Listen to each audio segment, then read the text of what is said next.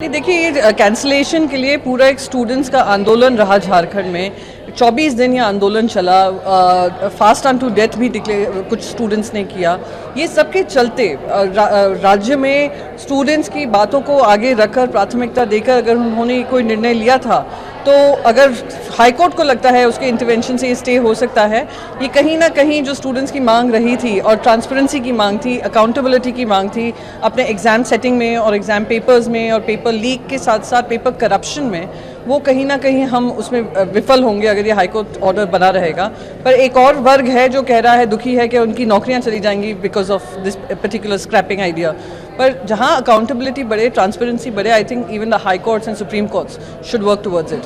हम बात कर लेते हैं सुप्रीम कोर्ट की ही, जैसे आपने बोला, सुप्रीम कोर्ट ने एक हाई पावर्ड कमेटी बनाई है जहाँ पे जो दिल्ली स्टूडेंट प्रोटेस्ट में हमने देखा, जो वायलेंस देखी, उस पर अब former supreme court justice R Subhash Reddy अब उसको प्रूव करेंगे। क्या उम्मीदें लगाएंगे? क्या ऑपोजिशन की बहुत टाइम से डिमांड भी थी कि इसके ऊपर कुछ नहीं, देखिए, स्टूडेंट्स का जो प्रोटेस्ट और स्टूडेंट्स में जो आक्रोश बढ़ा भी था, वो सुप्रीम कोर्ट के कमेंट से ही शुरुआत हुई थी। वहीं से एक शुरुआत हुई, एक चिंगारी भड़काई गई थी और उस चिंगारी के चलते स्टूडेंट्स ने आकर अकाउंटेबिलिटी की मांग की। उनकी बातें पूरी की गई, एजुकेशन मिनिस्टर का इस्तीफा हुआ, पर उस बीच में जिस तरीके से लाठीचार्ज हुआ, पेलेट गन्स चले, उनके ऊपर मारधाड़ हुआ, उनको एंटी नेशनल कहा गया।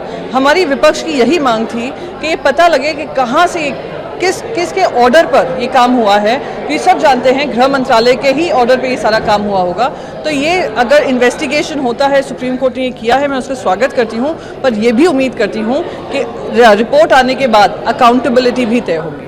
बात कर लेते हैं वंदे मातरम के ऊपर। कंट्रोवर्सी हम देख रहे हैं, पहले बिल पास हुआ, फिर उसके बाद स्टैंडार्स कौन से गाए जा रहे हैं, कौन से नहीं। अमित शाह ने आज कमेंट किया जिस तरीके से कांग्रेस दो स्टैंडार्स पे एंटी नेशनल डिसीजन है। उनको सब चीज़ जो कांग्रेस करती है या विपक्ष करता है एंटी नेशनल लगता है। अगर हम उम्मीद करते हैं कि हमारे देश के गृह मंत्री पार्लियामेंट के चेंबर में आकर जनता को जवाब दें, वो भी उनको एंटी नेशनल एक्ट लगता है। अगर हम बच्चों की बात उठाते हैं, स्टूडेंट्स की बात उठाते हैं, वो भी उनको एंटी नेशनल लगता है। अगर हम बात करते हैं किस तरीके से वंदे मातरम की आड़ में राजनीति की जा रही है, वो भी उनको एंटी नेशनल लगता है।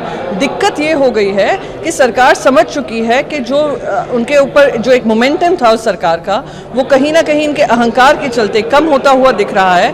तो वो अब विपक्ष पे हावी होने का काम कर रही है।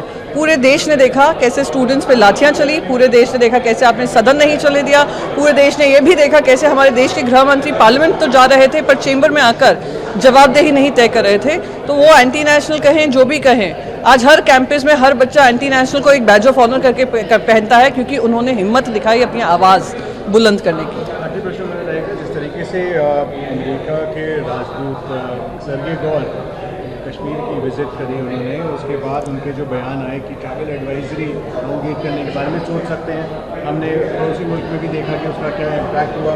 डिमाश ऑर्डर समन करेगा वहाँ के राजदूत। जिस तरीके से उन्होंने ये बात रखी, वो इंटीग्रल पार्ट है इंडिया का भी, कैसे देखते हैं? देखिए, इंडिया के लिए हमेशा ये आर्ग्यूमेंट वैलिड था, है और रहेगा।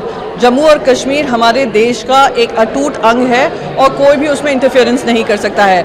जो यूएस ने किया है, एक एंडोर्समेंट किया है, जो लंबी लड़ाई हमने लड़ी है, पर पाकिस्तान का जो दिल टूटा होगा यूएस के चलते, कि यूएस एम्बेसडर ने ये बात कही है, तो उनके दिल टूटने का जो मैं कहती हूँ एक मोमेंट है, वो इतिहास में दर्ज होगा कि जिस पे वो उम्मीद कर रहे थे, उम्मीद टिकाए बैठे थे कि कहीं ना कहीं जम्मू और कश्मीर को लेकर पाकिस्तान का साथ अमेरिका देगी, वो भी दिल तोड़ दिया है यूएस ने उनका।